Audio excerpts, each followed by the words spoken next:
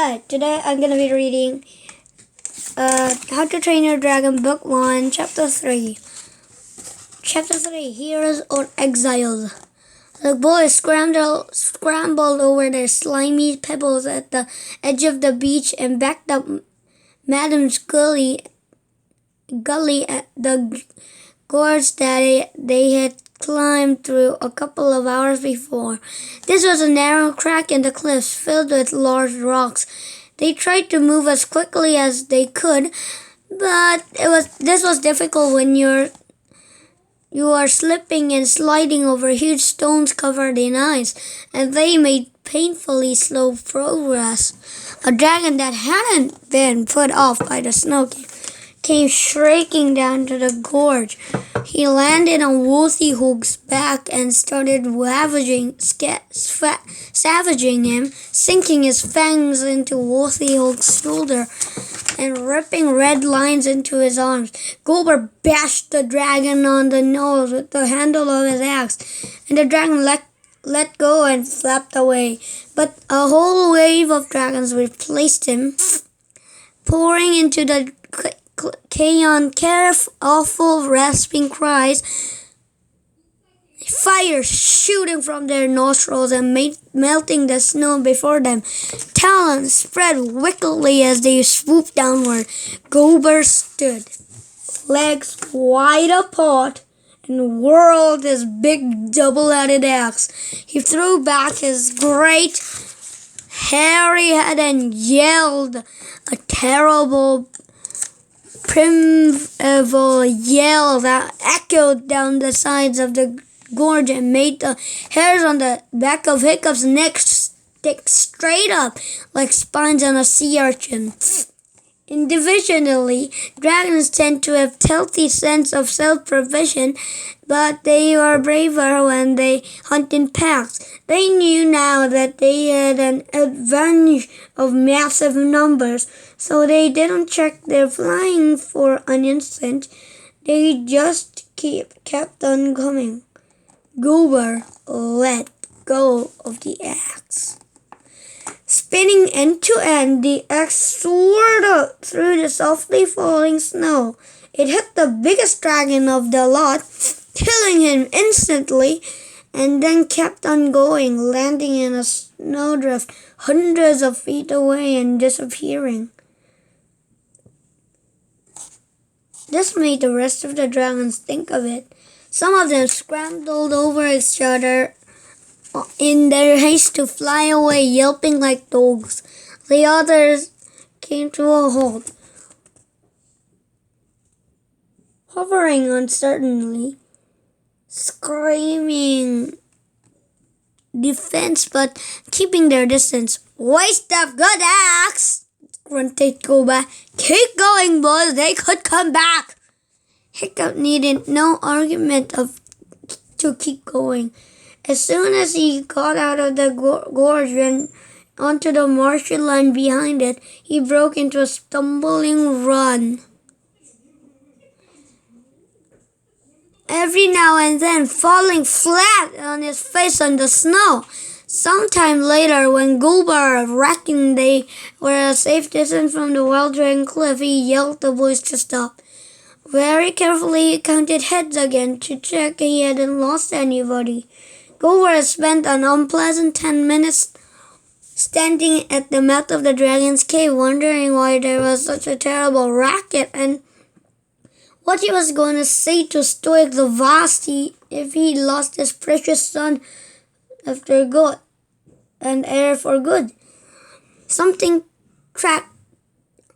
tactful and sensitive, he supposed, but tact, sensitivity was not Gober's strong point, and he took 5 minutes to come up with Hiccup copped sorry, and then spent the second 5 minutes tearing his beard out.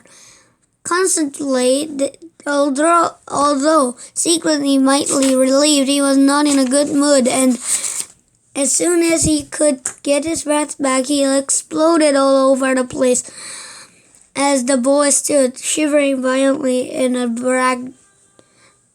bed direct line. Never in 14 years have I come across such a load of hopeless barnacles as you lot. Which of you useless mortals were responsible for raking up the dragons?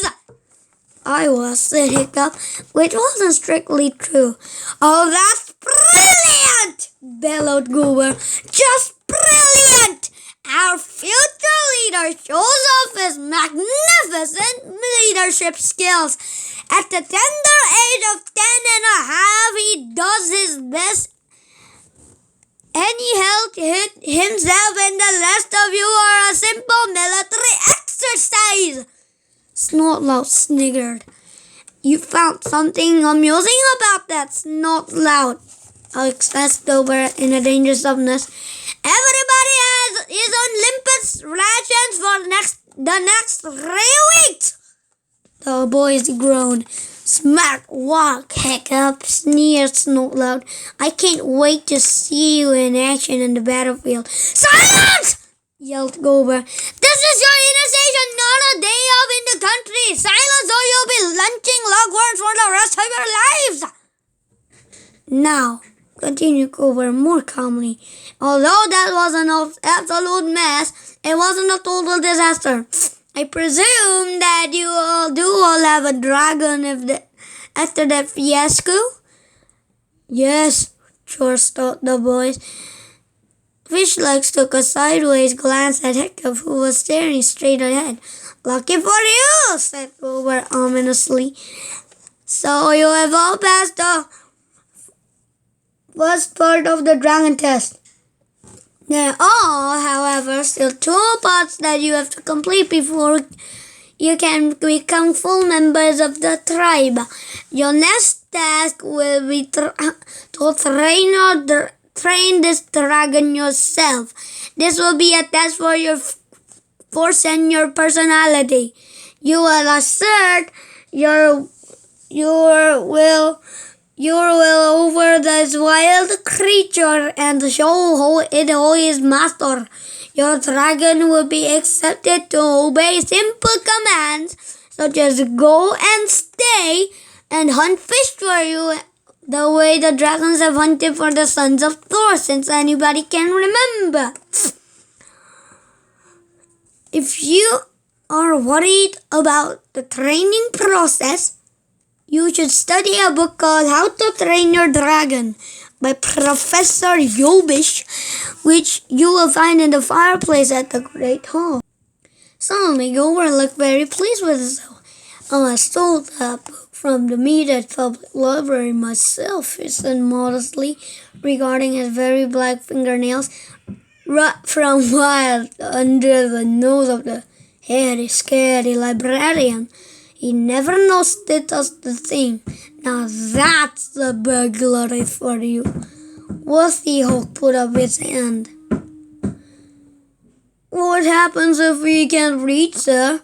No boasting, Worthy Hawk, boomed the Goober. Get some idiot to read it for you. Your dragons will begin to go back to sleep because this is still their hibernation time. Some of the dragons had indeed gone very quiet inside the baskets. So take that moment, put them in a warm place. They should wake up in the next couple of weeks. Then you will have only 4 months to prepare for the initiation day at the Thursday celebrations and final part of your test. If on that day you can prove that you have trained your dragon, the satisfaction of myself and the other elders of the tribe, you can finally call yourself a hooligan of Berk. The boys stood very tall and tried to look like proper hooligans. Heroes or exile! Yelled Goober the Belch. Heroes or exile! Yelled 8 boys fanatically back at him. Exile, thought Hiccup and miserable. Hiccup and Fishlegs sadly. Being Viking, panted Fishlegs to Hiccup as they stumbled back through the bracken to the hooligan village. You didn't really walk in the island of Bug, you waded through heather and bracken of mud or snow, which clung onto your legs and made them difficult to lift. It was sort of the country where the sea and the land was always falling into another and getting mixed up. The island was shot through the holes burrowed by the water, a maze crisscrossing underground streams. You could put your foot on a solid-looking piece of grass and finally find yourself disappearing into the black, sticky mud. You could be making your way through the fens and suddenly find yourself fording a river waist high of an icy cold. The boys were already soaked in the skin with seawater, and now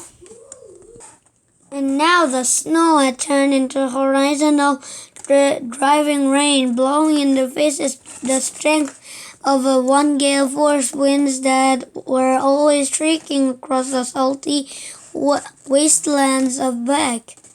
A narrow escape from horrible death first thing on Thursday morning, complete fish legs, followed by complete rejection of the general health of the tribe. Nobody is gonna talk to me for years after this, except for you, of course, but then you're just like a weirdo like me. Thank you, said Hiccup.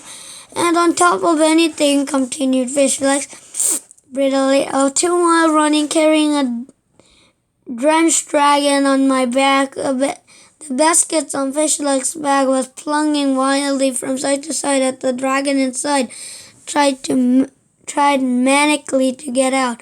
The only drainer of horrible limpets to look forward at the end of it. Hiccup agreed it wasn't a delicious prospect.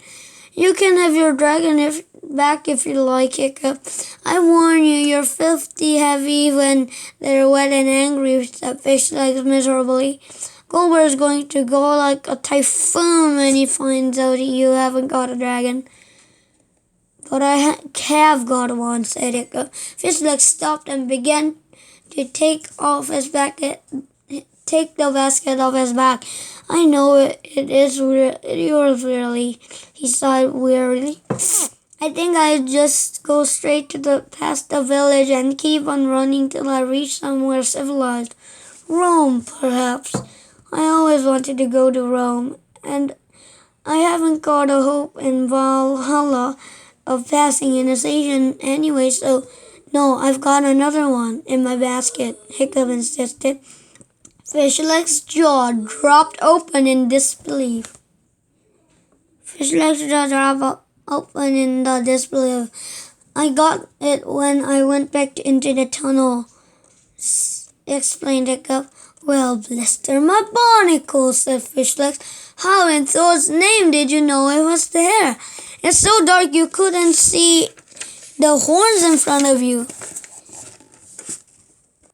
It's weird, said Hiccup. I sort of sensed that when we were running in the tunnel. I couldn't see anything, but as we were passing, I just knew there was a dragon there, and it was meant to be my dragon. I was going to ignore it, actually, because we were in a bit of a hurry, but then you said about not having a dragon, and I went back, and there it was, lying on the shelf of the tunnel, just as I imagined it will be. Well, jiggle my jellyfish, said Fishlegs, and the boy started running again. Hiccup was bruised all over, shaking from shock, and he had a nasty dragon wound in his scalp, which was stinging like crazy from the seawater. He was freezing cold, and there was an irritating bit of seaweed on one of his sandals.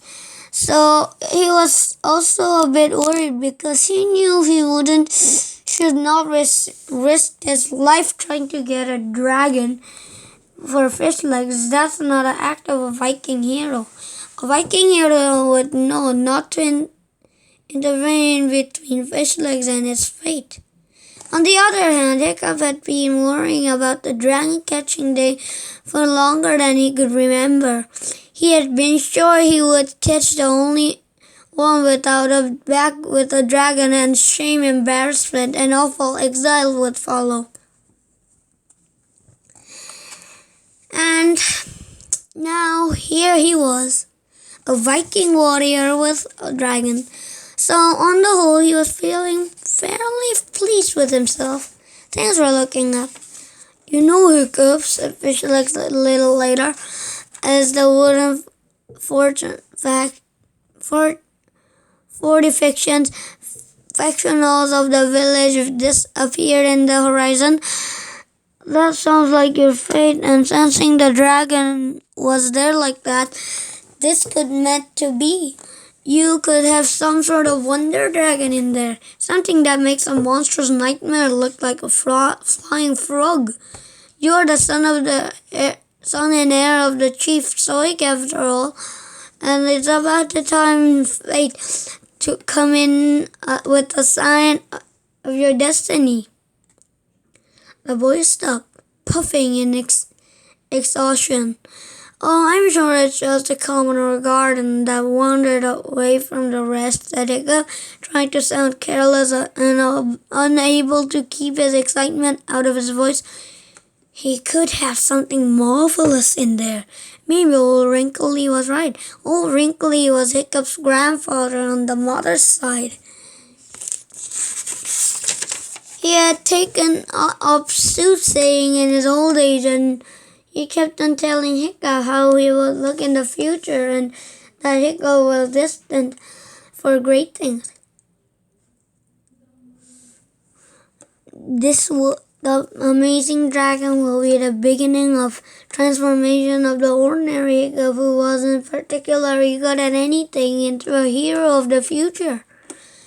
Hiccup took the basket off his bag and paused before opening it. It's very still, isn't it? Said Fishlix, suddenly less certain of the fate theory. I mean, it's not moving at all in there. Are you sure it's alive? It's just deeply asleep, said Hiccup. It was stone cold when I picked it up. Suddenly he had a strong feeling that the gods were on his side. He knew this dragon was alive. With trembling fingers,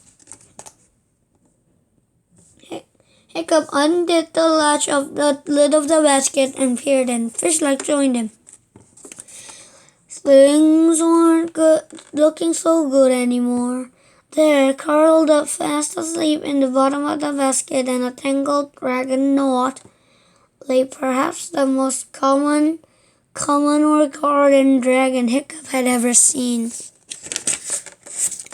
Absolutely the extraordinary thing about this dragon was how extraordinarily small it was.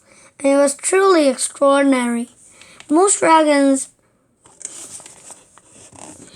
that Vikings used for hunting purposes were about the size of a Labrador retriever. The adolescent dragons that boys were collecting weren't quite that big, but they were nearly fully grown.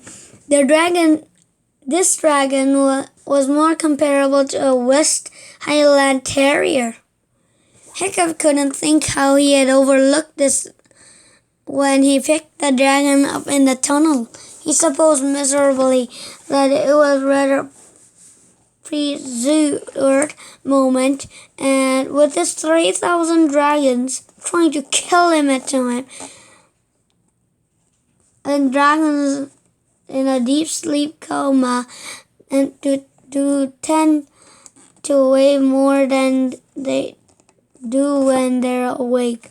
Well, said Hiccup at last, that's a sign. If you like, you reach for a deadly natter, and what do you got? A basic brown. I grab a dragon in the dark, and what do I get? A common or a garden. The things the gods are telling us we're Come on our garden folk, fish legs. You and we're not meant to be heroes. It doesn't matter about me, said fish legs, but you are meant to be hero. Remember, son of the chief and all that? And you will be one, I know you will. Fish legs put the basket back on Hiccup's back and trudged toward the village gates together. Alas, I sincerely hope you will. I don't want to be following Snotlout into battle. You've got more ideas about military tacticals in your little finger than Snotlout has in his full fat head. Well, that may have been true. Not only was Hiccup not about the future star of the dragon training, but with this particular dragon, it was even going to be difficult for him to take this familiar place fading into the ground. It was so small it was going to make him look ridiculous. It was so small that Snowlout was going to have some very unpleasant things to say about this. The end. Hope you have enjoyed, and I'll see you next time. Bye.